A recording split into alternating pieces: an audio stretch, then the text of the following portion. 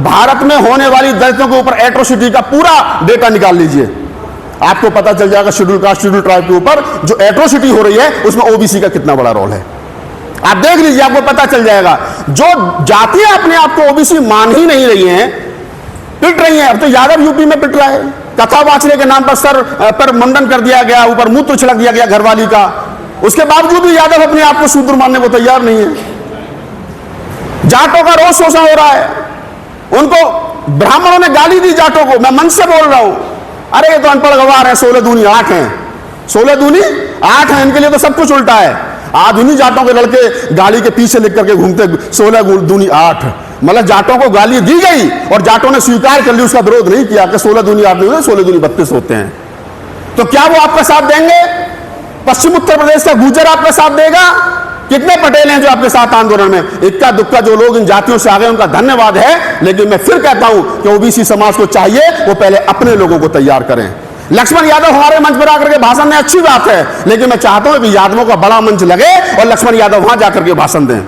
मैं चाहता हूं कि नीरज पटेल इस मंच पर आकर के भाषण दें, शंभू सिंह पटेल इस मंच पर आकर भाषण दें, उनका स्वागत है। लेकिन मैं ये भी चाहता हूं कि पटेलों का बड़ा सम्मेलन हो। कल रामस्वरूप वर्मा जी की जयंती थी, 102वीं। हमारे पटेल साथी पत्रकार है, मैंने उनसे पूछा, मैं तुमने रामस्वरूप वर्मा तो पटेल थे, उन्होंने 500 रामायणों की होली जला दी थी जून 1975 में, तो क्या तुमने रामस्वरूप वर्मा की जयंती पर कोई वीडियो चलाया? क्या नहीं, हमें पता नहीं। जब तुम अपने महापुरुषों को नहीं पढ़ रहे हो तो पटेलों को चाहिए कि वो पटेलों की बड़ी जनसभा करें और वहां जाकर के फिर बताएं कि रामस्वरूप वर्मा कौन थे। जाटों को चाहिए वो जाटों की बड़ी पंचायत करें, फिर वहां जाकर के बताएं चौधरी महाराज सिंह भारती और क्या नाम है सर छोटू राम और भगत सिंह कौन थे, उनकी विचारधारा क्या थी। पालों को चाहिए कि वो पेरिया रामास्वामी नायकर को पढ़ें और अपने समाज को पढ़ाएं। माली समाज को चाहिए कि वो फूले को पढ़े। जब वो अपने अपने महापुरुषों को पढ़ करके आएंगे तब इस देश के अंदर बहुजन समाज बनने की संभावना है, उससे पहले कोई बहुजन समाज नहीं बनना है। ये आप लिख लीजिए स्पष्ट रूप से। और एक बात और कह देता हूं, इस संविधान को बचाने की जिम्मेदारी हमारे और आपके कंधों पर है। वो गांव में बेचारा जो 2 जून की रोटी के लिए मेरे समाज का व्यक्ति लड़ रहा है, मेरी बहन बेटियां जो दूसरे के खेतों में काम कर रही हैं, उनको कुछ पता नहीं है ABCD का। ये वीडियो अब हमारे जैसे लोगों के गांव देहात में उनके मोबाइल में जाने लगे हैं, तो अब कुछ जागरूकता आई है पिछले 2, 4, 5, 10 साल से। तो मैं कह रहा हूं कि अपने बच्चों को तैयार करिए, जो पत्रकारिता कर सकते हैं उनको पत्रकार बनाइए। 1 लाख राहुल नागपाल जैसे पत्रकारों की जरूरत है इस देश के अंदर। अकेले मुझसे, शंभू से या 2, 4, 5 जो हमारे गजेंद्र भाई जैसे जो लोग हैं, इनके बस की काम चलने वाला नहीं है। 50,000 बनाइए। अब तो मोबाइल तुम्हारे हाथ में, डिजिटल हिस्ट्री बन रही है। 100 साल के बाद में भी कोई इस भाषण को सुन सकता है। मेरे को राहुल नागपाल जब ये चिंता जता रहा था अम्बेडकर भवन में, मैं रहूं ना रहूं कालखंड में, लेकिन ये वीडियो रहेगा। पहले उनके हाथ में कलम थी, हमारे हाथ में कलम नहीं थी। उनके मुंह में जुबान थी, हमारे मुंह में जुबान थी, लेकिन हम बोल नहीं सकते थे, हम पढ़ नहीं सकते थे। लेकिन आज आपके हाथ में जो मोबाइल है 15,000 का, 20,000 का, इसका उपयोग करिए। अपने बच्चों से कहिए कि पूरे दिन गेम मत खेलिए, सास बहू के सीरियल मत देखिए, इस पर कुछ ऐसा काम भी करिए जिससे कम से कम आपकी सोसाइटी को कुछ लाभ हो। अगर आप फिर भी नहीं कर सकते हो तो उनको गाली देना बंद करिए जिन्होंने आपका सत्यानाश करा है। आज की तारीख में तो हमारा सत्यानाश हमारे नेता और हमारे ही कुछ बुद्धिजीवी लोग भी कर रहे हैं। बताइए, मैं तो एक बड़ा सवाल और कर देता हूं कि जब संविधान को बचाने की बात हो तो संविधान को बचाने की जिम्मेदारी किनके कंधों पर थी? मायावती जी के कंधों पर थी ना? प्रकाश राव अंबेडकर के कंधों पे थी ना? रामदास अठावले के कंधों पे थी ना? चिराग पासवान के कंधों पे थी ना? जतिन राम मांझी के कंधों पे थी ना? कहां है सब लोग? आधे से ज्यादा तो सरकार चलवा रहे हैं, हिंदू राष्ट्र का सपना देख रहे हैं, और चिराग पासवान जी तो कह रहे हैं कि मैं तो हनुमान हूं। बड़े गजब की बात है यार। जिस हिंदू राष्ट्र को बाबा साहब डॉक्टर अम्बेडकर ने सिरे से नकार दिया, बाबा साहब ने कहा कि हिंदू राष्ट्र इस देश के लिए अभिशाप होगा, और बाबा साहब डॉक्टर अम्बेडकर 1952 के घोषणा पत्र में कह रहे हैं कि हम मर जाएंगे लेकिन RSS और हिंदू महासभा जैसे प्रतिक्रियावादी संगठनों के साथ कभी समझौता नहीं करेंगे। एक लाइन में डॉक्टर अम्बेडकर ने कह दिया 1952 के आम चुनाव में। और हमारी सरकार, हमारे लोग उनके साथ मिलकर के सरकार बना रहे हैं। हमारे लोग, हमारे नेता उनके लिए गुजरात में जाकर के वोट मांग रहे हैं। और एक बात बता देता हूं, जिस RSS ने 12 दिसंबर 1949 को बाबा साहब डॉक्टर अम्बेडकर का पुतला इसी रामलीला मैदान में फूका था, तारीख लिख लेना, 12 दिसंबर 1949 को RSS ने बाबा साहब डॉक्टर अम्बेडकर का पुतला दिल्ली के रामलीला मैदान में फूका था, और उसी RSS को 22 जून 2002 को 10 लाख रुपए का चंदा बसपा ने दिया था। तारीख बता रहा हूं दोनों। मैं किसी राजनीतिक पार्टी का प्रवक्ता नहीं और किसी का विरोधी नहीं हूं, लेकिन मैं ये जानना चाह रहा हूं कि अगर कांग्रेस नागनाथ थी, कांग्रेस ने कुछ नहीं दिया, कांग्रेस ने दलितों का सबसे ज्यादा बेड़ा गर्क कर दिया, तो कांशीराम साहब ने एक किताब लिखी है चमचा युग। कई बार लोग हमें भी कहते तुम्हारे जैसे लोगों के लिए लिखी है।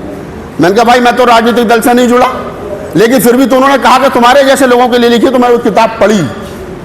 जब मैंने उसकी प्रस्तावना पढ़ी तो फिर आगे पढ़ने का मन नहीं किया, फिर मैंने वो 2 बार 3 बार पढ़ी।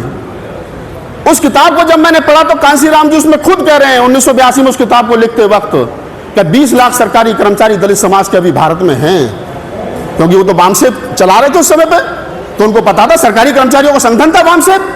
अगर 20 लाख सरकारी कर्मचारी 1982 में थे, देश आजाद कब हुआ? 47 में। संविधान कब लागू हुआ? 50 में। यानी मात्र 30 साल की आजादी में इस देश में दलित समाज के 20 लाख सरकारी कर्मचारी, अकॉर्डिंग कांशीराम, मेरा नहीं है कथन, जाके पढ़ लेना चमचा युग में। तो बाबा साहब ने जो आरक्षण की व्यवस्था की, उस आरक्षण की व्यवस्था के चलते आजादी के महज 30 साल में, 32 साल में 20 लाख सरकारी कर्मचारी हमारे समाज में हुए। एक आदमी की जब नौकरी लगती है, साहब बैठे बेहतर जानते हैं, तो जितने लोग गवर्नमेंट सर्वेंट है बेहतर जानते हैं, एक आदमी की जब नौकरी लगती है तो 4 आदमी गरीबी रेखा से ऊपर उठ जाते हैं। एक जिसकी लगी है वो, एक उसकी पत्नी और 2 उसके बच्चे। इन 4 आदमियों का जीवन बेहतर हो जाता है। और जो लोग बड़ी नौकरियों में होते हैं वो अपने रिश्तेदारों का भी भला कर देते हैं, वो अपने पड़ोसियों का भी भला कर देते हैं। अगर मैं कहूं कि 4 आदमियों का भला हुआ है तो 1 करोड़ आदमी दलित समाज का, जिसके पास खाने को रोटी नहीं थी, 1 करोड़ आदमी 1982 तक गरीबी रेखा से ऊपर उठ गया। 1 करोड़ आदमी 1982 तक बेहतर जीवन जी रहा था कांशीराम जी के अकॉर्डिंग। और कांशीराम जी उस किताब में एक बात मजे की लिखते हैं। कांशीराम जी कह रहे हैं कि ये चमचा युग चल रहा है। 1932 में पूना पैक्ट बाबा साहब डॉक्टर अम्बेडकर और महात्मा गांधी के बीच हुआ। वो किन हालातों में हुआ मैं उस पर नहीं जा रहा हूं, लेकिन हुआ। और होने के बाद में उसकी 50वीं वर्षगांठ 1982 में जब मनाई जा रही थी, तो कांशीराम जी ने कहा कि ये 1932 से लेकर के और 1982 तक जो आया है ये चमचा युग है। और इस बीच में जितने लोग भी पैदा हुए हैं वो सब चमचा हैं, और ये सरकारी कर्मचारी तो चमचों के चमचा हैं। और इस चमचा युग को हम 10 सालों में खत्म कर देंगे, यानी कि 1992 तक। 92 तक चमचा युग यानी सरकारी कर्मचारियों को खत्म करने की बात तो कांशीराम जी कह गए, मैं नहीं कह रहा हूं, जाके पढ़ लो। चमचा युग में कांशीराम जी कह रहे हैं कि सरकारी कर्मचारी तो चमचों के भी चमचे हैं, और इस चमचा युग को हम 1992 तक खत्म कर देंगे। यानी कि अब आप मुझे बताइए, उस किताब में ना कहीं आरएसएस का विरोध है, ना कहीं जनसंघ का विरोध है, ना कहीं हिंदू महासभा का विरोध है, किसी हिंदूवादी संगठन का कोई विरोध नहीं है, जिसको बाबा साहब डॉक्टर अम्बेडकर पूरी जिंदगी 2-2 हाथ करते रहे, उसमें कहीं कोई विरोध नहीं है।